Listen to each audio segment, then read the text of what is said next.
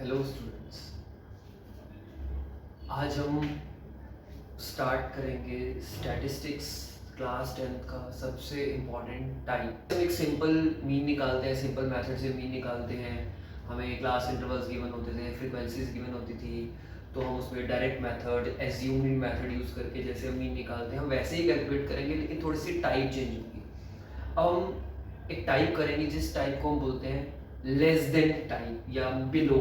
इसमें आपको क्वेश्चंस के अंदर डायरेक्ट इंटरवल गिवन नहीं होंगे, कुछ लेस देन या बिलो लिखा होगा या मोर देन लिखे होंगे, अबव लिखा होगा। तो ये लेस देन मोर देन वाले क्वेश्चंस में मीन या मीडियन या मॉड कैसे निकालते हैं, उस चीज़ पे हम क्या करेंगे, कुछ क्वेश्चंस करेंगे जो हमारे एग्जाम्स में आने के 100% चांस है, जो एग्जाम में आपके लिए आए। तो आज हम इसी टाइप पर क्वेश्चंस को कवर अप करेंगे। अब स्टार्ट करते हैं हम अपने क्वेश्चन से। तो हमारा क्वेश्चन है calculate the median of the following distribution. तो हमें मोर देन वाले क्वेश्चंस में मीन या मीडियन कैसे कैलकुलेट करना है। तो हमारा क्वेश्चन देखो क्या है, मोर देन और इक्वल टू 150, मोर देन और इक्वल टू 140।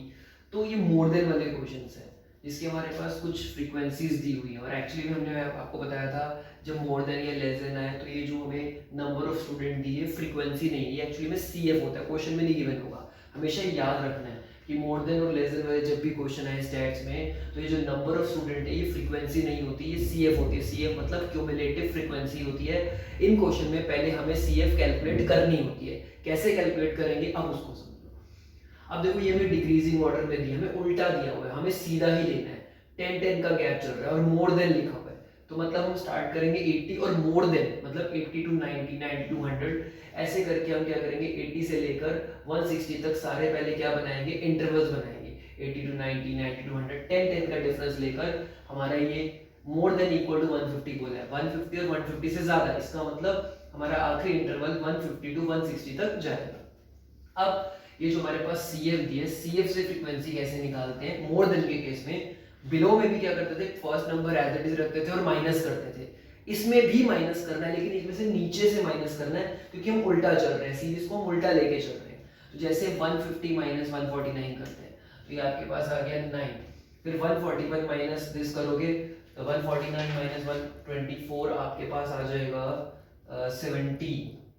फिर ऐसे ही 124 माइनस 105, ऐसे माइनस करते चले जाओ 19। देन उसके बाद दिस माइनस दिस 45, फिर दिस माइनस दिस 33, फिर आपके पास आ गया दिस माइनस दिस 15, 12 माइनस 0 12 और 0 माइनस 0 0, आखिरी वाला मतलब 0। अब फ्रीक्वेंसी निकालने के बाद अब सीएफ कैसे निकालते हैं, जैसे मीडियन के हम नॉर्मल क्वेश्चंस में सीएफ निकालते थे, first number as it is रखते थे और आगे अगले नंबर ऐड अप करते थे। तो 9 प्लस 17 26, 26 प्लस 19 45, फिर 45 प्लस 45 90, फिर 90 में 33 ऐड कर दो 123, फिर 123 में आगे ऐड कर दो 138, फिर आगे ऐड कर दो 150 और 150 प्लस 0, तो आगे जो रहेगा वो हमारा एज इट इज रहेगा 150 प्लस आखिरी वाला हमारा 0 है। आप इस इंटरवल को एक काम करो हटा दो, नहीं तो आप लोग क्या हो जाओगे, कंफ्यूज हो जाओगे। इसको 150 तक ही रहने दो, मोर देन और इक्वल टू 150, ठीक है, 150 तक ही रहने दो एज इट इज, नहीं तो आप लोग कंफ्यूज हो जाओगे। तो आपको इससे आगे जाने की जरूरत नहीं है। अब क्या करना है आपको, सबसे पहले मीडियन में हम क्या करते थे, n/2 निकालते थे। n/2 क्या होता था, जो CF का लास्ट होता था जो एक्चुअली में 150 है, तो 150 को 2 से डिवाइड कर दो, ये आपके पास आ गया 75। 75 को हम देखते हैं 75 से अगला ग्रेटर नंबर हमारा कौन सा है, तो 75 में CF में देखना है। हमेशा मैंने आपको क्या बताया, 75 जो आया उसको CF में देखना है, उससे अगला ग्रेटर नंबर कौन सा है, जो भी उससे अगला ग्रेटर नंबर है उसको हमें क्या कर देना है, मार्क कर देना है।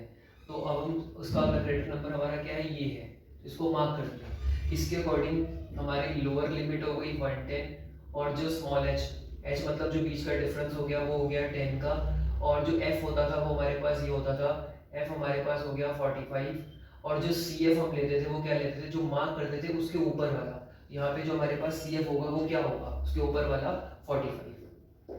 सारी वैल्यू लेने के बाद फिर हम लोग कैलकुलेट करते थे मीडियन। मीडियन का फॉर्मूला होता था L plus n/2 minus CF upon small f into H. तो लोअर लिमिट हमें पता ही है क्या है, 110 प्लस n/2, मतलब n/2 हमारा कितना 75, तो 75 माइनस 45 अपॉन 45 और h हमारे पास क्या है 10। अब इसको कैलकुलेट करते हैं। इसको कैलकुलेट करने के बाद हमारा आएगा 110 प्लस 75 माइनस 45 कर दो 30, 30 इंटू 10 3, तो हो गया 30 इंटू 10 300/45। और इसको जब हम कैलकुलेट करेंगे तो कैलकुलेट करने के बाद फाइनली हमारा जो आंसर आएगा 116.67 अप्रॉक्सीमेट आंसर आएगा, ये पूरा डिवाइड नहीं होगा। तो इसको कैलकुलेट करने के बाद हमारा आंसर आएगा 116.67। तो ये था हमारे इस क्वेश्चन का मीडियन। मेन क्या है इस टाइप के अंदर, ये बिलो और लेस देन लिखे। लेस देन बिलो के अंदर मतलब हमें हमारे पास डायरेक्ट इंटरवल गिवन नहीं है, तो इन क्वेश्चंस में हमें पहले इंटरवल्स बनाने हैं। इंटरवल्स बनाने के बाद ये जो हमें CF दी है, CF से सिंपल फ्रीक्वेंसी डिस्ट्रीब्यूशन टेबल बनानी है। फिर आगे का क्वेश्चन चाहे मीडियन निकालना है, चाहे मीन निकालना है, चाहे मॉड निकालना है, वो फॉर्मूलेज वही यूज होंगे जैसे हम अभी तक करते आए। तो मेन हमें एक CF से फ्रीक्वेंसीज कैसे निकालते हैं वो समझना था, बिलो और मोर देन। बिलो वाले क्वेश्चन में मैंने आपको प्रीवियस वीडियो में समझाया था कि कैसे उसमें बिलो वाले क्वेश्चंस में हम CF से फ्रीक्वेंसी निकालते हैं, फिर उसके बाद मीन कैसे कैलकुलेट करते हैं। ऐसे मैंने इसमें समझाया। अगर मोर देन का क्वेश्चन है तो मतलब हमें CF दी है, CF से फ्रीक्वेंसीज कैसे निकालते हैं, फ्रीक्वेंसी टेबल बनाने के बाद फिर आगे मीडियन कैसे निकालते हैं। अगर इस क्वेश्चन में मीन भी बोला होता हम मीन भी निकाल सकते थे, बस फॉर्मूला मीन का यूज होता। अगर मॉड बोला होता तो मॉड भी निकालते, तो बस क्वेश्चन आगे मॉड का कंसेप्ट यूज होता। तो बस लेस देन और मोर देन में याद रखना CF से फ्रीक्वेंसी कैसे निकालते हैं। अगर आपको ये चीज़ क्लियर है तो इस क्वेश्चन को करने में कभी भी प्रॉब्लम नहीं आएगी। ये हमारे चैप्टर के मोस्ट इंपॉर्टेंट क्वेश्चन है, बिलो और मोर देन वाले, जो आपको अच्छे से करके जाते हैं।